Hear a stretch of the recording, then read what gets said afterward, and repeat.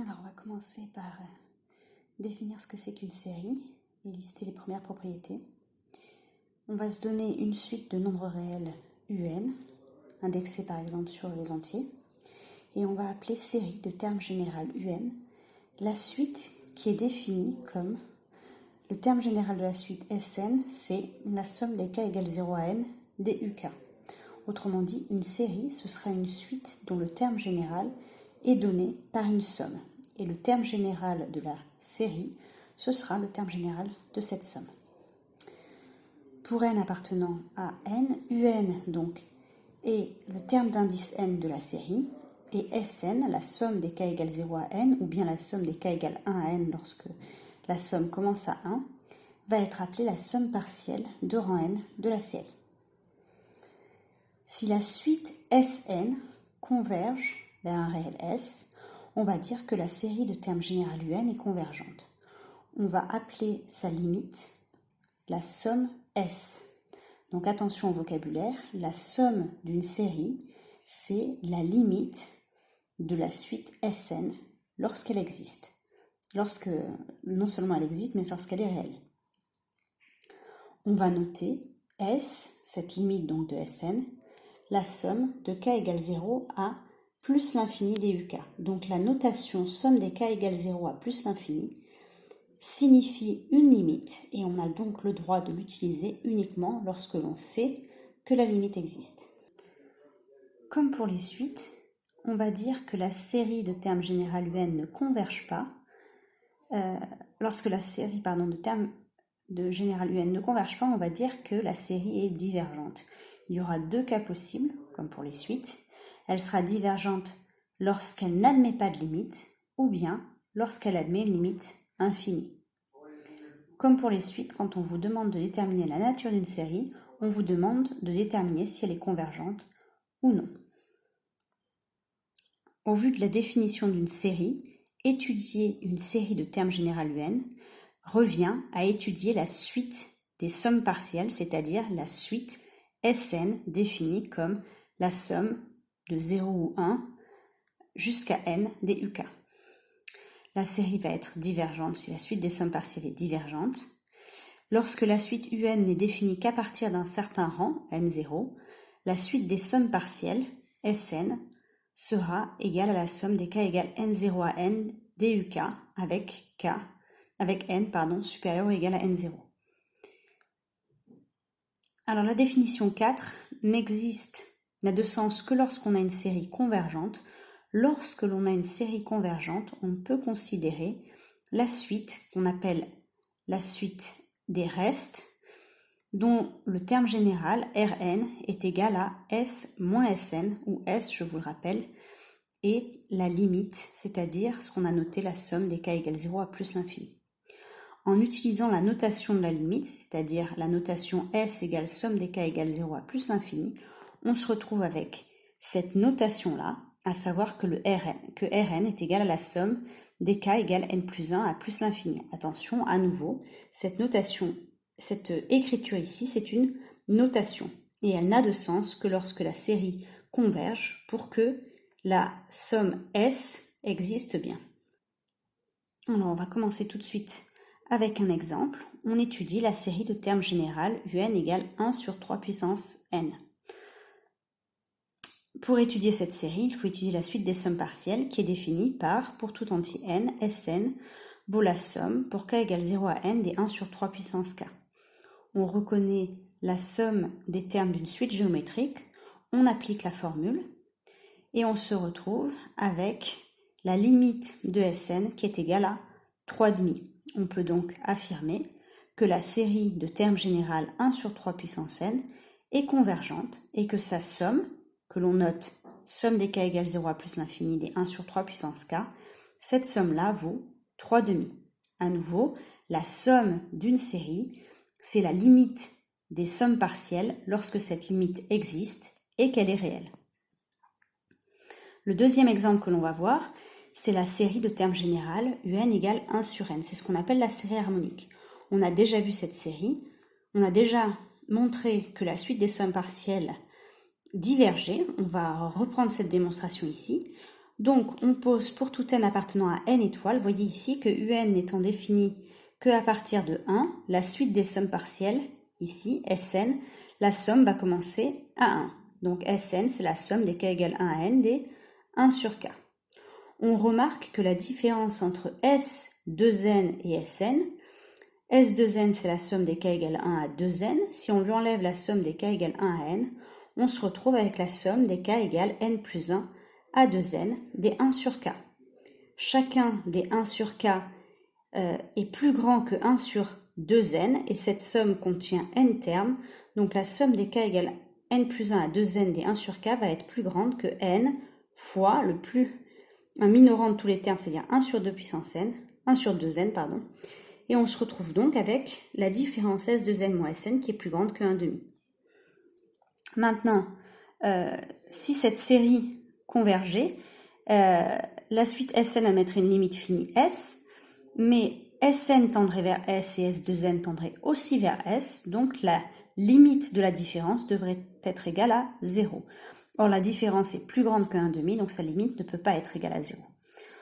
On vient de montrer que la série de termes générale 1 sur n est divergente. Il faut absolument retenir cet exemple de la série harmonique qui est divergente parce que on se ramènera très souvent à utiliser le fait que cette série diverge.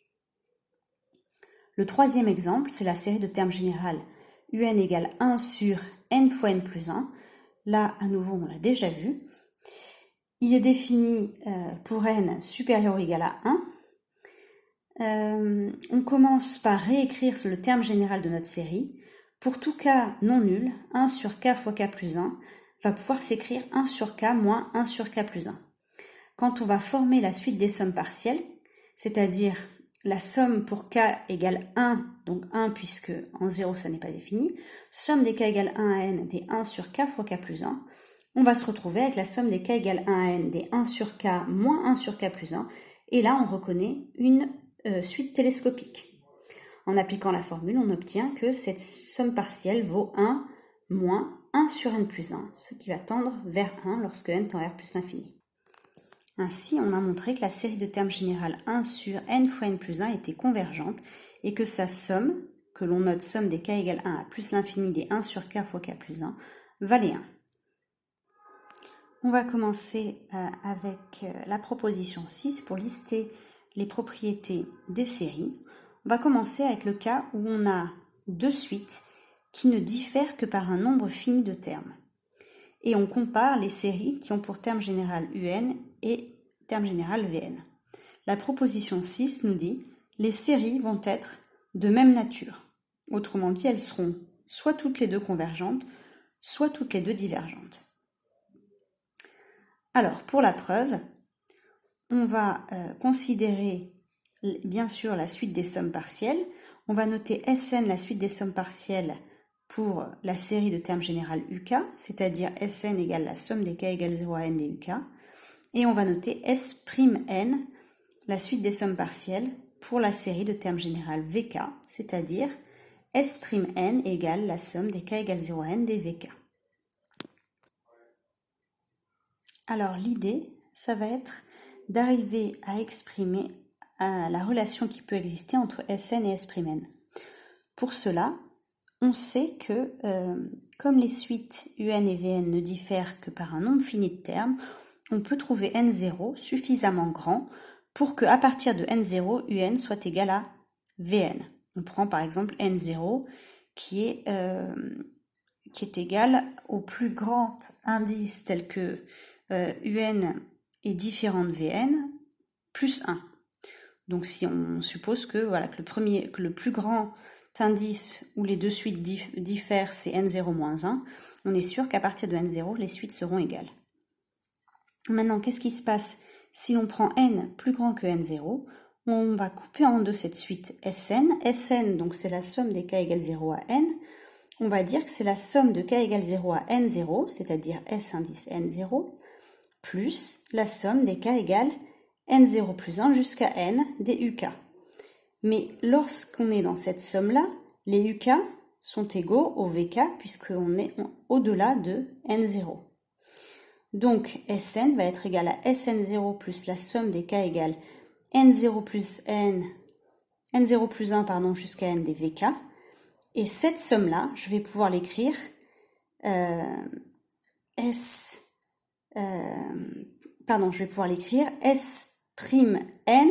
moins S'(n) de 0. Si vous voulez, S'(n), comme tout à l'heure, est égal à S'(n) de 0 plus cette somme. Donc cette somme vaut S'(n) moins S'(n) de 0.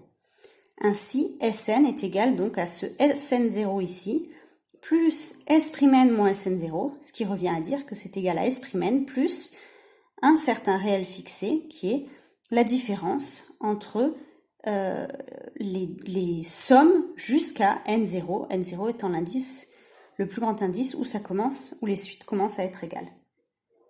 Et maintenant, on a réussi à dire que Sn est égal à S'(n) plus une constante à partir d'un certain rang.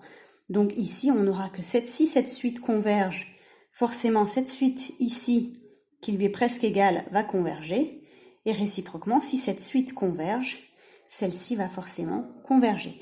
Donc on aura bien que les deux suites Sn et S'(n) sont de même nature, et donc les séries sont de même nature.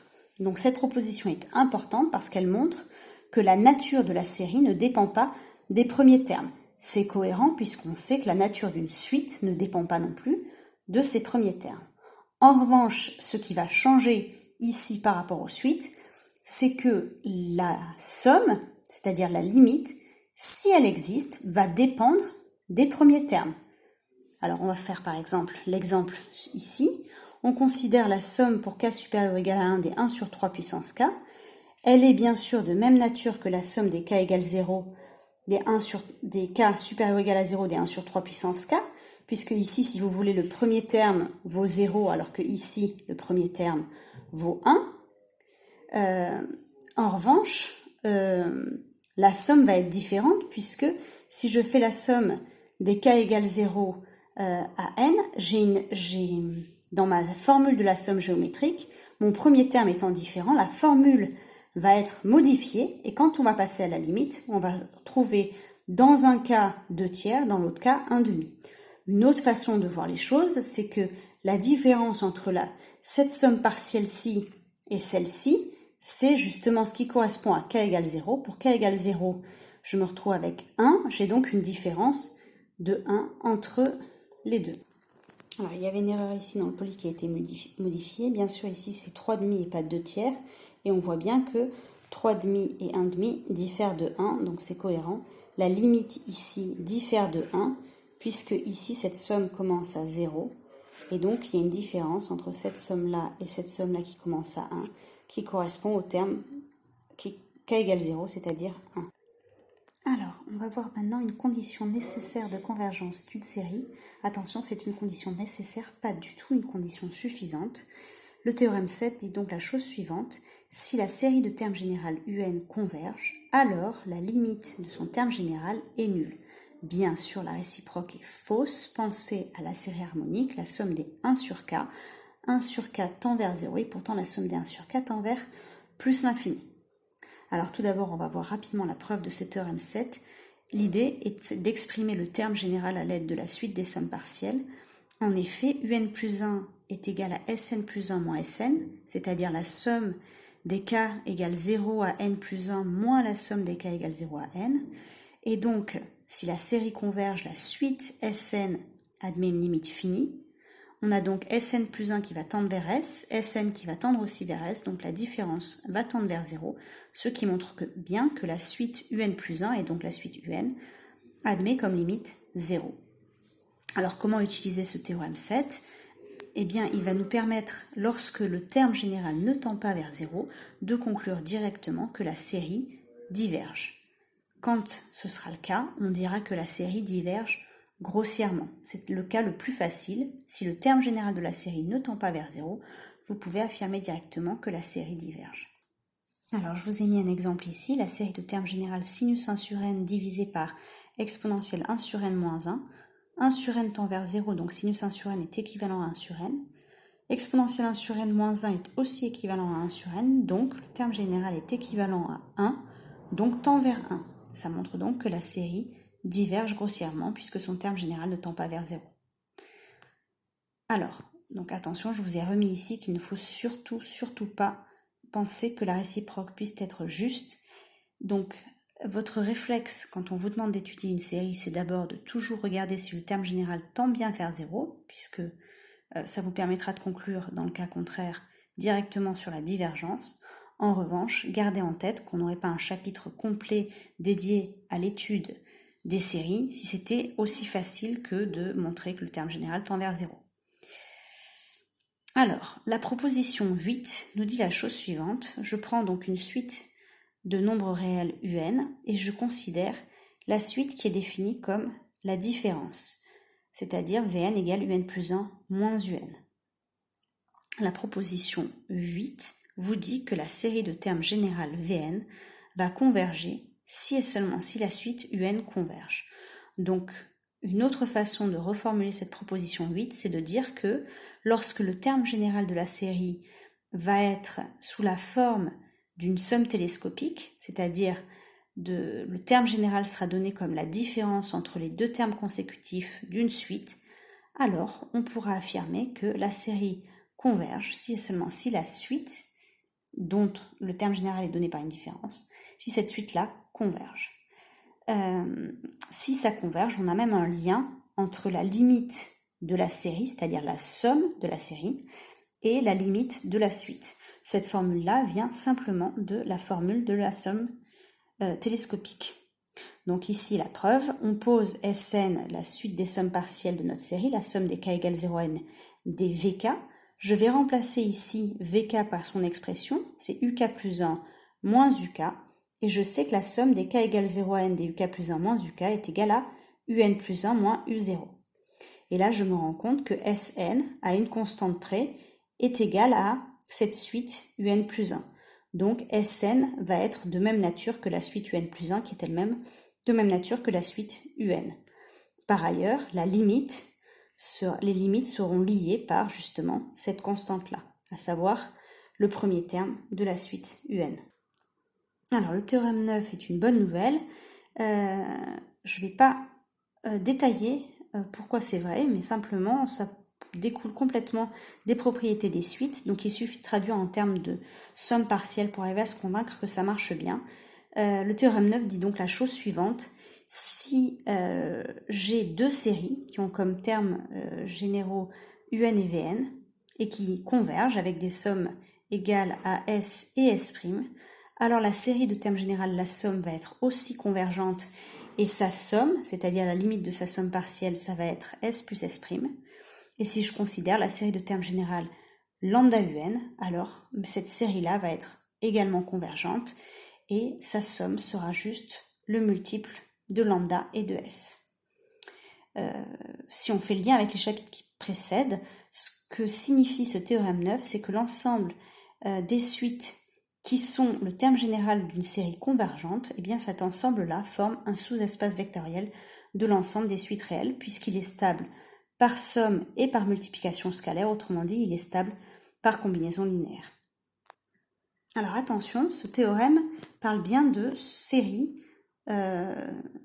convergentes. Si on fait par contre la somme du terme général d'une série convergente et du terme général d'une série divergente, la somme va être divergente. Et comme pour les suites, si on prend le terme général d'une série qui diverge et qu'on l'additionne au terme général d'une série qui diverge, on ne peut pas conclure. C'est-à-dire qu'on peut avoir des cas où ça va converger et des cas où ça va diverger. Alors on vous donne par exemple l'exemple un égale 1 sur n et Vn égale moins 1 sur n, Wn égale 1 sur 2n. Ce sont toutes les trois des termes généraux de séries divergentes, puisque à un multiple près, c'est la série harmonique qu'on retrouve ici. Si je fais un plus Vn, je me retrouve avec 0. 0 est le terme général d'une série convergente. Donc la somme des séries un et Vn, des séries de termes généraux un et Vn, qui sont deux séries divergentes, cette somme-là est une série qui converge. En revanche, quand je fais un plus Wn, je me retrouve avec une série divergente. Donc comme pour les suites, divergente plus divergente, c'est une situation dans laquelle on ne peut pas conclure. On va voir maintenant les séries de référence, à savoir la série géométrique que vous connaissez et les séries géométriques dérivées qui découlent de cette série géométrique. Alors on commence par la proposition 10 que vous allez trouver assez facile. Donc la série géométrique de raison Q, ça va être la série qui va avoir comme terme général Q puissance n. Et elle va converger si et seulement si la raison est de valeur absolue strictement inférieure à 1. Et dans ce cas-là, la somme de la série, c'est-à-dire la limite des sommes partielles, ce sera 1 sur 1 moins Q.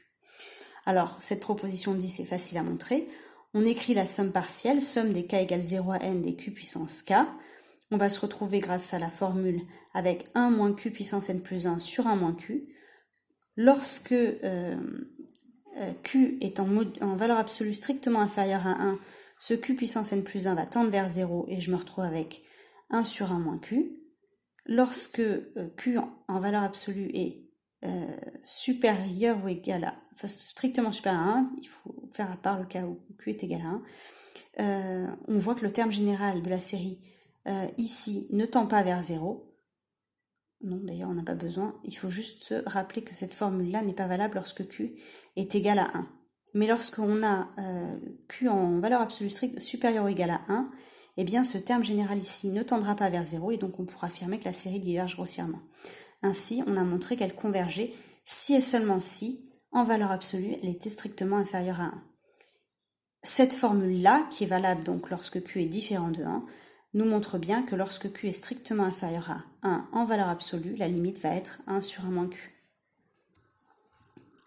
Alors, la proposition 11 donne les règles de convergence pour une série dont le terme général est n fois q puissance n-1. Donc, c'est ce qu'on appelle la série dérivée. C'est comme si on avait dérivé son terme général, évidemment, ce qui n'a aucun sens puisqu'on n'a pas de fonction ici. En revanche, ça va avoir un sens parce que pour montrer cette formule-là, à savoir sa convergence et surtout comment est-ce qu'on trouve sa limite, c'est-à-dire la somme de la série 1 sur 1 moins q au carré, on va utiliser une fonction. Donc l'idée, ça va être d'utiliser cette fonction, la somme des k égale 0 à n des x puissance k, de la dériver, puis de l'évaluer en 1. Donc là, c'est un peu calculatoire, mais c'est pas difficile. On va d'abord dériver la fonction phi de x. Donc phi de x, on va d'abord exprimer, comme c'est la somme des termes d'une suite géométrique, c'est 1 moins x puissance n plus 1 sur 1 moins x.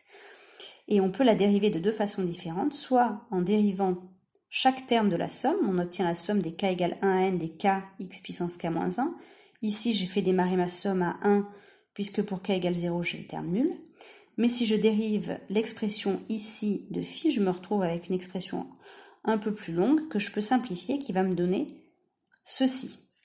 Maintenant, je vais montrer que ce terme-là et ce terme-là tendent vers 0. Donc pour cela, je passe à l'exponentielle et puis j'utilise le théorème de croissance comparée pour conclure que ce terme-là donc, et ce terme-là vont tendre tous les deux vers 0. Et donc, je vais me retrouver uniquement avec du 1 sur 1 moins x au carré. En prenant x égale q, j'obtiens bien que la limite quand n tend à plus l'infini de cette somme-là, ce qui correspond à phi de q, eh bien, c'est égal à 1 sur q moins 1 au carré. Donc, ça me donne bien la limite. La proposition 12 vous donne la même chose avec la série dérivée, mais cette fois-ci qui correspond à une dérivée seconde, c'est-à-dire k fois k moins 1. Vous voyez qu'ici, c'est facile pour se souvenir puisque ça revient à dériver la limite précédente, 2 sur 1 moins q, le tout au cube. La preuve est identique, je ne vais pas la détailler, vous pouvez la lire dans le poly. Le dernier exemple qu'on va voir, c'est la série exponentielle, c'est-à-dire la série dont le terme général est x puissance n sur factoriel n. Cette série va être convergente quel que soit le réel x, et sa somme sera égale à l'exponentielle.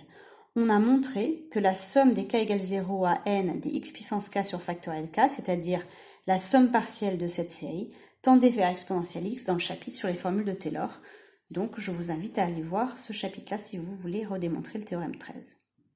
Alors on peut maintenant s'attaquer aux séries à termes positifs. On commence par les séries à termes positifs puisque c'est celles qui vont donner le plus de résultats et on essaiera toujours de se ramener aux séries à termes positifs. Alors pourquoi elles vont donner des résultats ? Eh bien parce que lorsqu'on prend une suite à termes positifs, eh bien la somme partielle de la série de termes général un va être croissante. Et donc, on va pouvoir affirmer que la série de termes générale UN converge si et seulement si la suite des sommes partielles est majorée. Alors pourquoi? Eh bien, si on prend une suite UN à terme positif, eh bien, quand on fait la différence entre Sn plus 1 et Sn, on se retrouve donc avec la somme des k égale 1 ou bien 0, des uk de 1 jusqu'à n plus 1 moins la somme des 1 jusqu'à n. Donc on se retrouve avec u indice n plus 1. Comme on a supposé que un était une suite positive, on se retrouve avec Sn plus 1 moins Sn qui est positif et donc la suite des sommes partielles est croissante. Et d'après le chapitre sur les suites, on sait qu'une suite qui est croissante va être convergente si et seulement si elle est majorée. C'est le théorème de limite monotone. En appliquant ici ce théorème, on va donc avoir que la série de termes générales UN sera convergente si et seulement si la suite de ces sommes partielles est majorée.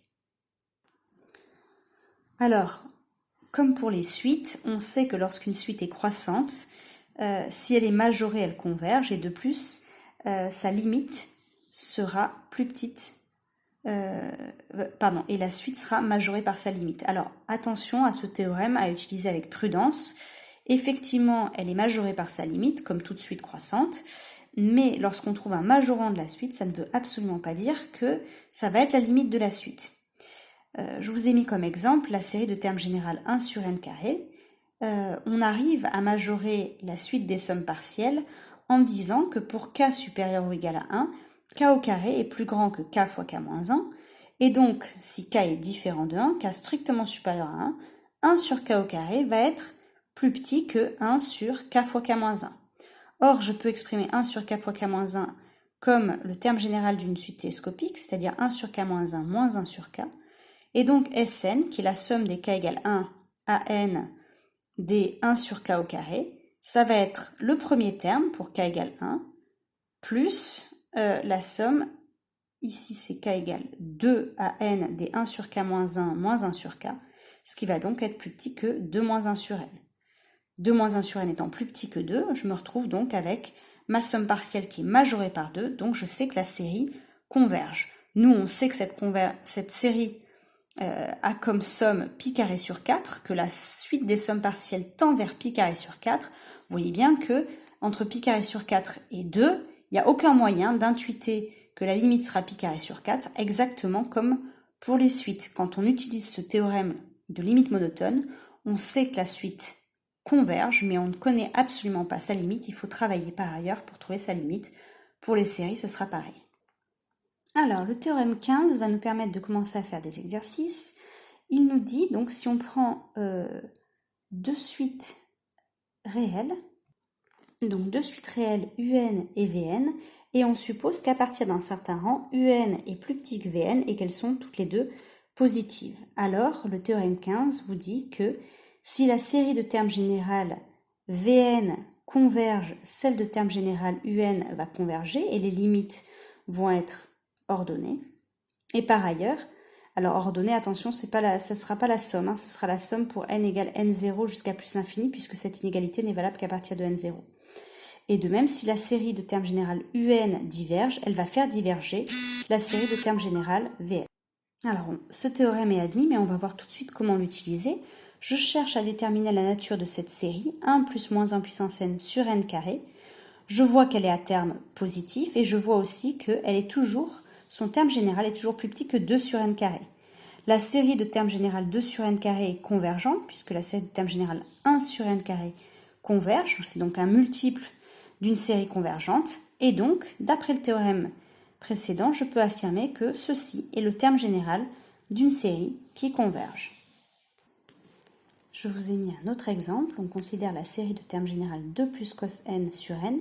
Cos n est supérieur ou égal à moins 1, donc cette série est bien un terme positif. Et on voit que 1 sur n est plus petit que 2 plus cos n sur n.